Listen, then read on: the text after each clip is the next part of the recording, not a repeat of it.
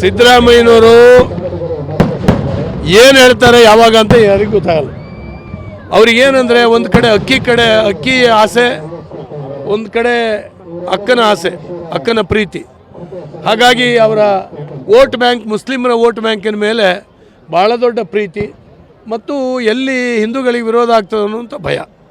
ಹೀಗಾಗಿ ಮೊನ್ನೆ ಹೇಳಿದ್ದಾರೆ, ನಾನು ಯಾಕೆ ಹೋಗಬೇಕು, ಅಯೋಧ್ಯೆಯಲ್ಲಿ ರಾಮ ಇರೋದಾ ಇಲ್ಲೆಲ್ಲ ಇಲ್ವಾ ಅಂತೇಳಿ ಹೇಳಿದ ಮನುಷ್ಯ ಈಗ ನಾನು ಇದು ಮುಗಿದ್ರ ಮೇಲೆ ಹೋಗ್ತೀನಿ ಅಂತ ಹೇಳ್ತಾರೆ.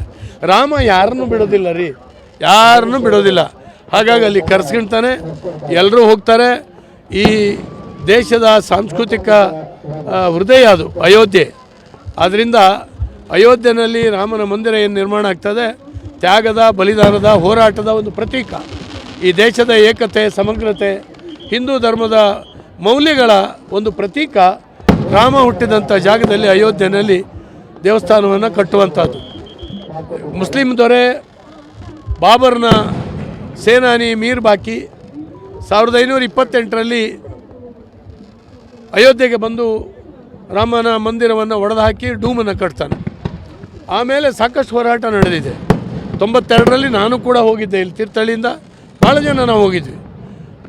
ಆ ಕಟ್ಟಡ ಬೀಳುವಾಗ ನಾವು ಭಾಳ ಹತ್ತಿರದಲ್ಲಿ ಇದ್ವಿ. ನನಗೆ ಸಂತೋಷ ಆಗುತ್ತೆ. ಇವತ್ತು ನನ್ನ ಜೀವನದಲ್ಲಿ ಹೊಸ ಕಟ್ಟಡ ನಿರ್ಮಾಣ ಆಗುವಂಥದ್ದನ್ನ ನೋಡ್ತಾ ಇದ್ದೀನಿ ಅನ್ನುವಂಥದ್ದೇ ಅತ್ಯಂತ ಆನಂದದ ಕ್ಷಣ. ನನಗೇನೆ ಲಕ್ಷ ಜನ ಈ ದೇಶದಲ್ಲಿ ಎದುರು ನೋಡ್ತಾ ಇದ್ದಾರೆ. 22ನೇ ತಾರೀಕು ಚೆನ್ನಾಗಾಗಲಿ. ಸಿದ್ದರಾಮಯ್ಯ ಬಿಟ್ಟು ಎಲ್ಲರೂ ಹೋಗಲಿ, ಅಲ್ಲಿ ರಾಮನ ಮಂದಿರಕ್ಕೆ ಹೋಗಿ ಅವ್ರು ಮಾಡಿದ ಪಾಪ ಎಲ್ಲ ತೊಳ್ಕೊ ಬರಬೇಕು. ಒಳ್ಳೆಯದು.